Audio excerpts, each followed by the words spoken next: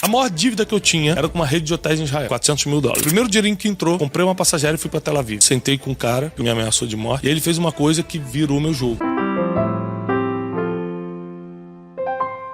Eu sempre fui apertado, nunca, assim, tinha um dinheiro sobrando, sempre apertado. Eu venho de uma família que lutou muito pra gente estudar, mas ao mesmo tempo eles não tinham nenhum tipo de preparação financeira. Eu lembro que a gente só comia pizza ou um McDonald's no dia 1, que era o dia que caiu o salário do meu pai. Então, o grande problema da minha vida financeira começou com a falta de educação, a falta de modelagem positiva. Eu comecei a achar que era normal. Você, tô mal, vou ali pedir dinheiro pros outros. As coisas foram piorando quando eu comecei a ir pra rua trabalhar, já adolescente pra jovenzinho, comecei a perceber que a vida era muito difícil, porque eu ganhava R$450 e tinha que viver com aquilo. Uma coisa boa, Bruno, é que eu nunca tive medo de trabalhar e nem medo das oportunidades. Então, eu queria trabalhar com música, eu procurei o melhor estúdio de gravação da época, eu morava no Rio de Janeiro, e falei assim, eu queria trabalhar pra vocês de graça. Eu tinha 15 anos. Então, eu fiquei dos 15 aos 17 trabalhando sem remuneração, enrolando o cabo no estúdio, mas aprendi a operar a mesa de som, a montar as coisas, a tocar instrumentos. Com 17 anos, eu já estava gravando CDs. Você foi pago em conhecimento desse período. Exatamente. Então, com 17, 18 anos, eu comecei a ganhar mais. Só que o dinheiro ia embora no mesmo dia, porque era um modelo muito forte da minha família. Ela repetindo o comportamento dos seus pais. Repetia o comportamento, assim, absurdamente, entendeu? Então, eu comecei a ter dificuldades maiores, mas eu percebi uma coisa nesse tempo, que eu não gostava de trabalhar pra ninguém. Quando eu conheci Janine, minha esposa, eu ainda trabalhava com música, só que a vida de música era muito instável. Tinha mês que eu ganhava 3 mil, tinha mês que eu ganhava R$300. E mais do que isso, eu sempre fui um cara ambicioso no sentido de, cara, eu quero ser o melhor ou maior nisso aqui. Aí com 19 para 20 anos eu percebi o seguinte, cara, eu não vou ser o melhor músico, eu não vou ser o melhor técnico de gravação. E segunda coisa, eu admirava muito alguns músicos que eram os melhores do Brasil. Eu lembro que eu fui gravar uma vez os músicos do Djavan como técnico de gravação, né, ali no estúdio. E aí, cara, tava lá os maiores, os maiores do Brasil, muito famosos, qualquer músico conhecia. E eu fui vendo os músicos chegando assim, de Fiat Uno toda arrebentada, os caras brigando pra dividir uma pizza. Cara, R$20, 5 de cada um, senão não dá. Eu falei assim, cara, eu não vou ser o maior. E se for, é até aí que eu vou. Ali eu decidi que eu queria ser alguém na vida. Eu falei, não, cara, eu tenho que partir pra ser grande, eu quero ser grande. Eu sempre pensei, essa questão de você modelar pensamento, as pessoas acham que é clichê, mas é pura verdade. E eu fui pra vendas. Meu pai me chamou pra trabalhar com empréstimo, aqueles negócio de empréstimo de banco BMG, não sei o que, pra militares. Eu ficava no centro do Rio de Janeiro distribuindo os panfletinhos e levando pro escritório do meu pai pra ele fechar o contrato. Só que era muito desgastante pra mim. Eu tinha que botar terno e gravata, ficar no calor do Rio de Janeiro. E aí eu falei, pô, isso não é pra mim, eu tenho que achar outra coisa. Aí eu gostava muito de viagem, consegui entrar como vendedor freelancer numa agência de viagens e, cara, comecei a arrebentar de vender. E ali eu comecei a me apaixonar por venda, me apaixonar por viagens. E aí, quando eu falei,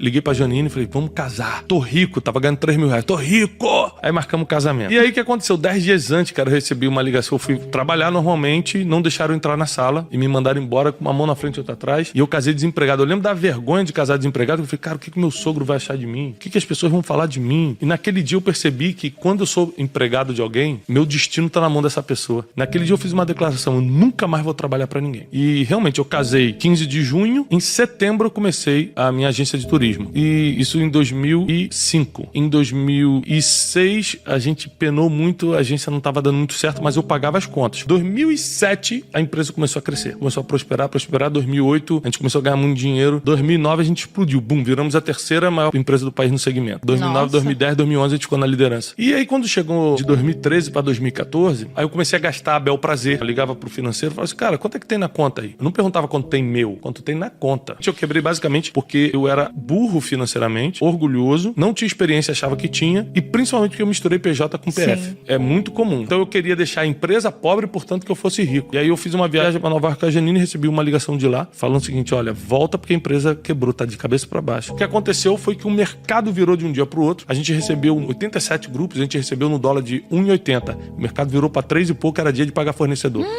Então, tipo assim, eu tinha 3 milhões de caixa, mas tava devendo 9. Eu quebrei em 2 milhões e meio de dólares. 2 milhões e meio de dólares? 2 milhões e meio de dólares que eu paguei em 9 meses. Vou explicar como. Aí o que aconteceu? Na mesma época que o dólar disparou e a gente ficou devendo 3 vezes mais aos fornecedores, Israel entrou em guerra com a Palestina e fechou as fronteiras. O que aconteceu? Os 87 grupos pediram reembolso. Agora não tinha dinheiro pro fornecedor e não tinha dinheiro pra devolver. Eu falei, cara, não tem como sair da situação. Foi de todos os lados. E aí o que aconteceu? Automaticamente todo mundo saiu de perto de mim. Então eu me vim de um dia pro outro quebrado. quebrado. Aí o que eu fiz? Não tinha mentor. Aí o que eu pensei? Vou limpar meu nome. Todo mundo ligando, processo. Tomamos não sei quantos mil processos que eu tinha que ir. Nos processos eu ia tremendo assim, porque emocionalmente você fica destruído. No meio disso, eu fiz uma besteira. Qual foi a besteira que eu fiz? Eu queimei meu patrimônio de uma semana pra outra, vendendo a 50%, 60% do que valia pra pegar o dinheiro rápido. Então eu tinha apartamento na Barra da Tijuca, tinha meus carros, tinha terrenos. Peguei tudo. Em uma semana eu vendi todo o meu patrimônio com o ideal de vou limpar meu nome. Aqui é o fundo do poço. Aqui eu vou começar, aqui eu vou entrar em depressão, aqui eu vou passar por ameaças,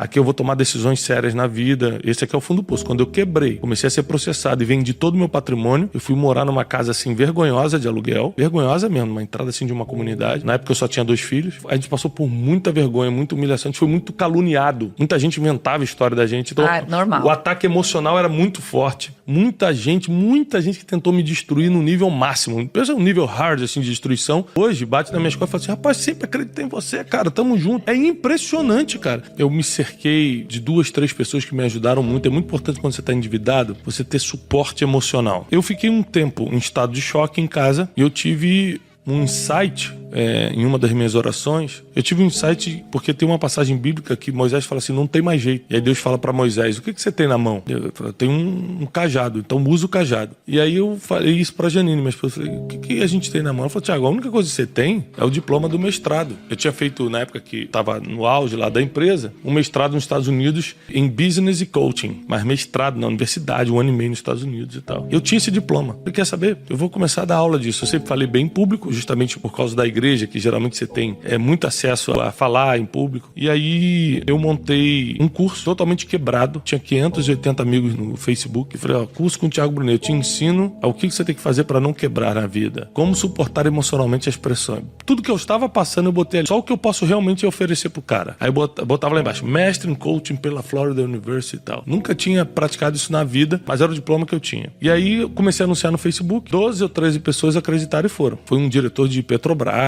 Eu usei o nome coach na época que estava na novidade. A gente alugou uma salinha para dar esse curso ali no Citar América. E a gente ia dirigindo com o carrinho todo ferrado que a gente já tinha desfeito de todo o patrimônio. Janine armava o café e eu ficava de terno e gravata dentro para passar credibilidade esperando os alunos. Eu nunca tinha dado aula na vida, eu chegava em casa, estado de choque. Quando acabou o curso, eu falei: Janine, e aí, sobrou algum dinheiro? Ela fez todas as contas, falou: Thiago, pagamos todo mundo, todos os fornecedores e sobrou 20 mil reais. Eu falei: 20 mil reais? Eu falei: é muito dinheiro. Descobrimos o nosso negócio. Eu amo fazer isso, eu sei fazer isso e dar dinheiro. Aí nessa época eu procurei o Dr. Augusto Cury, que eu já tinha te conhecido na época da agência, que eu levei ele para Israel. Falei: doutor, tô pensando em escrever um livro sobre desenvolvimento pessoal, o senhor sabe minha situação, ele sabia que eu tava quebrado, e eu preciso de ajuda, e ele me ajudou. E aí eu escrevi o livro Rumo ao Lugar Desejado. Vendi 52 mil livros do Rumo ao Lugar Desejado a R$40 debaixo do braço. Ia de lugar em lugar, de casa em casa, de igreja em igreja, de empresa em empresa, eu e Janine, minha esposa, vendendo esse livro. A gente vendeu 52 mil livros. Foi uma revolução financeira pra gente. E contando essa história, que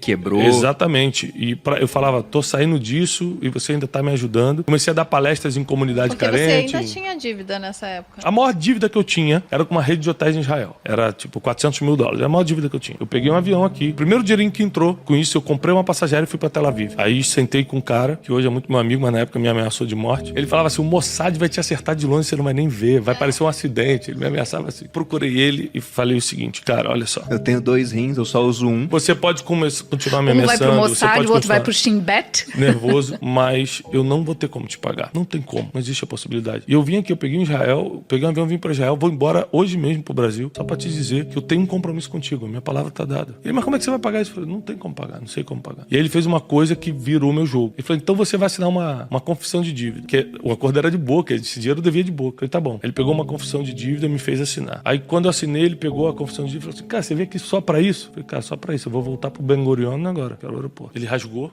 a confissão de dívida e falou: vamos fazer o seguinte, a dívida tá perdoada, mas se um dia você se levantar, a gente vai fazer negócio junto e você vai me pagar isso. Então só nos últimos 2 anos que eu levei grupos pra lá, eu dei mais de 1 milhão pra ele de lucro, fora os 400 que eu já tinha pago. Eu comecei, porque eu tava dando curso, comecei a ser convidado pra fazer palestras. Aí nas palestras eu vendi os livros. Aí tinha dia que eu voltava pra cá e falei assim: Janine, te levantou tantos mil. Ela falou: então é só escalar agora, é só a gente começar a fazer várias vezes com pessoas diferentes. E o Instituto Destiny, que começou nesse dia, nesse curso, hoje ele é avaliado e foi vendido Instituto por 126 milhões de reais, quase 5 anos depois. A gente vendeu uma parte do Instituto só, eu continuo sendo majoritário, mas a gente vendeu uma parte do Instituto. Então, você tem que começar, porque você não sabe da onde vai vir a virada do jogo. E eu sempre fui um cara, procurei todo mundo, muita gente perdoou a dívida, muita gente não perdoou, mas facilitou. Por uns 9 meses, todo o dinheiro que a gente ganhava, eu lembro disso, assim, ó. Eu sempre fui muito bom de ganhar dinheiro. Então eu ia pra rua, aí eu voltava com 50 mil reais naquele mês. Vendi livro, fiz palestra, não sei o quê, a gente pegava 49 mil. Ligava pra credor e falava, ó, tenho 9 mil pra acertar, tenho 5 mil, tenho 40, tenho... E R$1.000 a gente comia e a gente ficou muito tempo comendo miojo. Um dia eu vou até escrever um livro chamado Um Miojo para Dois. Eu passei por situações extremas também. A gente não vamos tocar no dinheiro enquanto a gente não pagar a dívida. A gente levou muito a sério. Então a gente não passeava, não ia no cinema, não comprava nada. Tipo, mas tem R$20 aqui. Chegou uma época que eu lembro que a gente tinha uma gaveta com dinheiro. Ela falou, vamos no cinema. A gente tinha muita bolinha de dinheiro, que era dos cursos. Eu falei, não vamos. É tudo pra dívida. E a gente pagou muito rápido a dívida. E aí, cara, com essa experiência, porque como eu aprendi a dar palestra e fazer curso no pior momento da minha vida, eu aprendi muito rápido. Porque o teu estado emocional acelera muito o aprendizado, né? Então eu virei assim... Você não tem opção. Mestre no assunto muito rápido. Isso foi em 2014, 2015, 2016 eu comecei a construir o nome do Instituto, meu nome. Em 2017 a gente deu a primeira explosão, assim. Foi o meu primeiro vídeo que viralizou. Comecei uma conferência anual, chamada Conferência Destino, e pronto. Aí a gente começou a acontecer, as coisas começaram a melhorar. Primeiro, controle suas emoções, porque quem não governa suas emoções não consegue governar mais nada, inclusive sua vida financeira. Hoje, a gente tem prosperado de uma forma exponencial e eu tenho as emoções no lugar da mesma forma que se eu não tivesse o dinheiro. Eu não compro nada por empolgação. Isso mudou de lá de trás. Mudou completamente. Eu não compro nada sem pedir conselho, sem calcular, sem saber por que eu tô comprando isso. Eu preciso disso ou eu quero? Porque criança compra o que quer, adulto compra o que precisa, né? Ele consegue ter a maturidade para falar, cara, eu quero, mas não preciso. O maior conselho é governar suas emoções. Segundo, é você começar, quando tá quebrado, a inserir-se em ambientes que vão te ensinar a decolar dali. Eu lembro que aí eu comecei a estudar, nunca tinha estudado sobre empreendedorismo e era empresário, que loucura. Aí eu comecei um monte de palestras de empreendedor, comecei a ler muito livro, eu li muito livro nessa época que eu tava quebrado, porque eu falei, nunca mais vou passar por isso. E por último, tá determinado a nunca mais voltar pra lama. Tá determinado a mudar de vida. Tá determinado a fazer tudo que você tem que fazer, não ter medo de trabalho. Sempre ser cauteloso com as amizades, mas quando perceber que a conexão é certa, investe ali, porque pode abrir uma porta boa pra você de negócios. E acima de tudo, que funcionou pra mim, foi a fé. Eu sempre acreditei que não era o meu fim.